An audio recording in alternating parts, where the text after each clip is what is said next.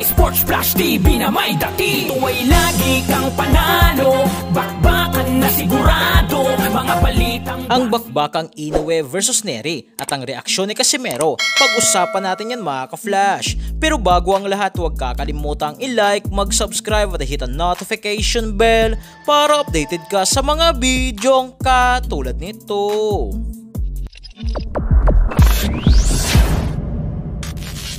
Nagulat nga po mga ka-flash ang lahat sa bakbakang Super Bantamweight Undisputed Champion Naoya the Monster Inoue versus WBC Mandatory Challenger Luis Pantera Nery, na kung saan pinabagsak ni Nery si Inoue sa round 1. Subalit hindi nga po dito nagpatinag ang The Monster ng Japan at gumanti ito sa round 2 nang pabagsakin din ito si Luis Nery, at nagpatuloy nga po ang pananalasa ni Inoue kay Nery na hindi na ito lumingon at tinapos ang bakbakan sa round 6. Dahil nga po sa panalo ni Naoya Inoue ay napanatili nito ang kanyang malinis na kartada na 27 wins, may 24 knockouts at wala pa ring talo, habang si Nery ay bumagsak ang kartada sa 35 wins, may 27 knockouts at may 2 talo na ngayon ay still hawak pa rin ni Inoue ang 4 na major belt na WBO, WBC, IBF at WBA, na siya pa rin ang Super Undisputed Champion sa Super Bantamweight Division. Habang sa naging reaksyon nga po ni Casimero kay Inoue,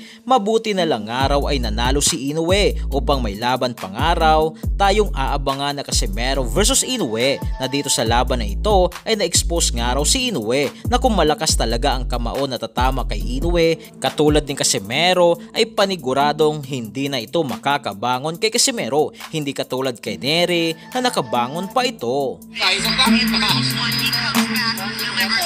Mamili mag-kontra, pero wala na to, nakita na ng mga fans ba kung gano'n lang gano'n.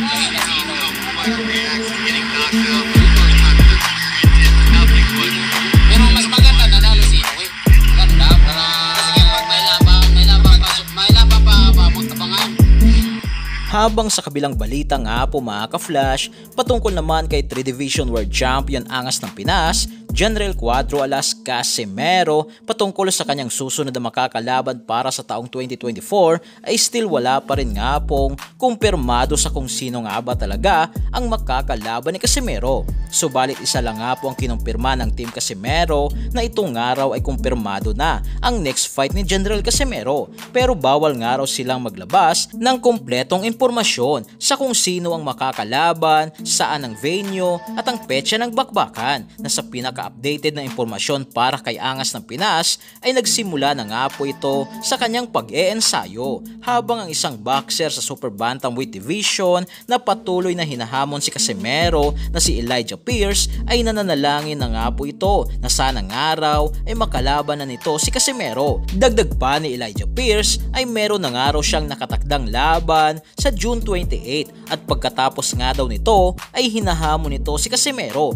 para sa isang bakbakan. So yan lang para sa ating balitang boxing. Ano ba masasabi nyo tungkol dito? Para sa inyong komento at reaksyon ay komento nyo na sa baba. Hanggang sa muli, ito ang The Sports Flash TV.